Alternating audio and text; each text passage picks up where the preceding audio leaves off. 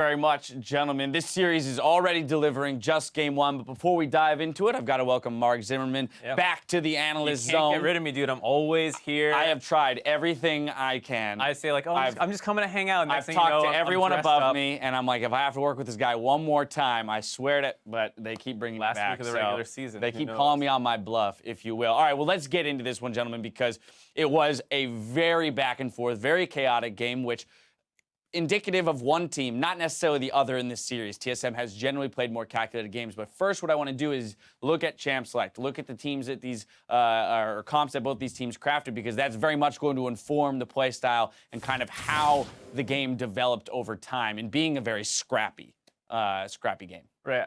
I mean, I think this is a good TSM comp where it's like a lot of diving. Obviously, they have basically 4 forms of engage, 5 if you really want to include a zillion speed up too. Kind of like get in there, Hecarim, but it's just a engage heavy comp. There's going to be tons of fights with this. Yeah, exactly. And although the game was like pretty chaotic, was pretty scrappy, I think that is a lot to do with the setup, because this is a comp where you do not play passively and sit back and wait to get poked out by the Gangplank, by this Malzahar. You go in and you go in hard, and that can create some pretty crazy games. Right. It's an important distinction, if only to emphasize the fact that although it may have looked ugly in the sense that a lot is happening, people are getting caught out, that is what these comps are meant to do, and that's exactly what they did. One more thing I want to throw out there. Reignover was 14-0 this split on Rek'Sai coming into this game, so TSM being the first team to hand him a loss on that champion. Biofrost 6-0 on Bard, Bjergsen 5-0 on Zillion coming into this game on those respective champions. So, I mean, a lot of power and a lot of experience across all of these champions, but diving into the actual gameplay itself, we've got 4 massive replays. Our first of which, though, is our XXX Return of Xander Cage replay. This is going to come 16 minutes into the game.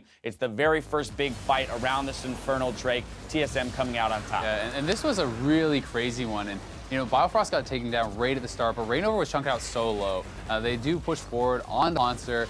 He's able to be revived by Bjergsen, and at this point, it was looking so bad. But Pobelter moves too far forward. He gets caught there by Svenskeren. He's deleted right off the bat, but still, Huni's at full health. This is a very powerful Gangplank. You know, Doublelift and Bjergsen are 1 hit away from dying, so it's looking like it still may be Immortals' fight until Hauntzer lands a perfect turnaround. Double taunt was really the fight-winning play right there, and although we were able to see Huni drop that ultimate, everyone's super low, they actually aren't able to finish anyone off, so as Huni sticks around, Reignover was looking for the flank, and TSM makes a really smart call to just collapse on one side. You don't wait to get pincered, you engage the fight, and they're able to chase down, get multiple kills, and actually, I think they even ended up getting a delayed ace, or at least the 4 kills. It's 4 kills overall. Right, and I mean, one thing you can see the advantage that TSM's comp has is the fact that they have double tank and they can engage and they're not afraid to walk up.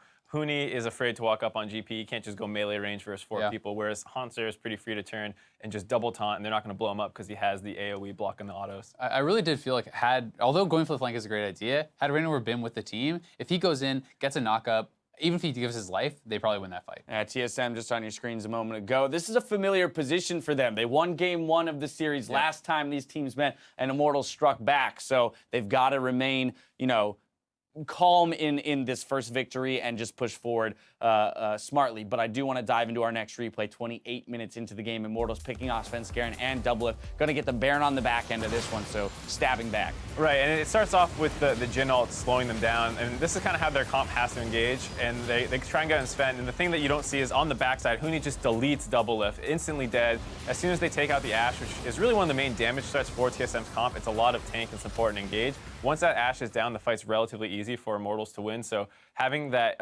engage with the Jhin starting it and having Huni be able to get behind for a flank, which is actually kind of rare to see on a GP, once he got that one shot, it was done. Yeah, many times we saw Immortals using the poke, the power of the poke from GP and Jhin to start fights, essentially. But moving on, 31 into the game. Immortals now with control of the game, pushing into TSM space. Great defense. And this was honestly Immortals getting way over eager. Immortals just kind of walked up, and Huni's squishy. We talked about it. He can't be in the front line. He just essentially walks up and just starts right-clicking on the inhibitor. They needed to slow play this. They needed to get poke, and instead, Huni goes down right off the bat. Then a nice arrow tags Pobelter, and the chase down begins. They're able to just run down so many of these guys with the TP coming in behind. They clean up Immortals, and this was at a stage where Immortals had won multiple fights in a row, and they were looking poised to get that inhibitor and perhaps take over this game. But a little too overeager there, and that sometimes is their downfall. They commit hard to calls, they support each other, but sometimes it's not really set up right. I think this is like the first time in that game you can really say it was sloppy. I think before it was just two aggressive teams. Like, not everyone's going to play Immortals comp the way they played it, where they're willing to fight you all the time. Some people might play it a little slower.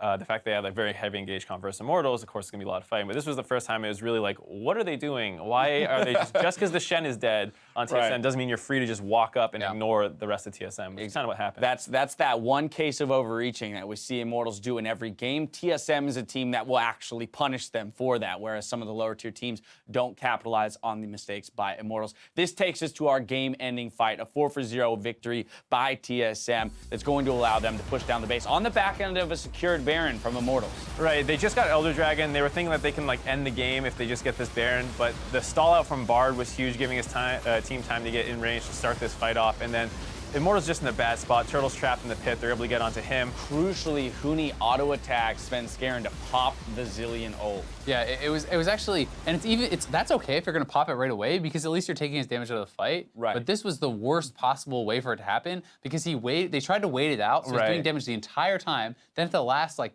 half second, if not less, he autos him, gives him the reset anyway, so he got so much damage in. They trapped themselves into this, and when they were setting up this play, to me, I thought it makes sense. Go to the Baron, get out the TP, back out, look for a fight. Instead, they trapped themselves in the Baron against a heavy AoE team. Bjergsen lands the ultimate, he lands the bombs, and there's no chance for them to win that fight from that positioning. I think it's also a little bit of false sense of like empowerment, where they got the Elder Dragon, but they had no dragons at that point in the game, I think. So the burn increase that you're getting is really not that significant when you're going against so many tanks, because they were hitting Sven and Hanser for a large portion of that fight, because Sven jumps the wall trying to steal the Baron. Yeah. So you're not really getting that much extra fight power from the Elder Dragon. One, we have to remember that on the other side of the map, TSM had secured 3 Infernal Dragons, and at this stage of the game, that 24% is actually a significant amount of AP and AD, as long as those 2 main damage dealers are alive. Player of the game going to Bjergsen on that Zilean, 3-0 and 12. Huge ultimates now after we saw Jensen play Zilean into Malzahar. A few other teams picking that up as kind of the counter, building enough health with that Roa first to live through the burst of Malzahar yourself and then provide that same safety to the rest of the team. I mean, a lot of those fights you saw were one off the back of if Bjergsen managed to get a good ult off or not. We saw the one fight they lost them Baron was because Doublelift got popped, and anytime that someone didn't get popped like that, TSM seemed like they were able to win the fights.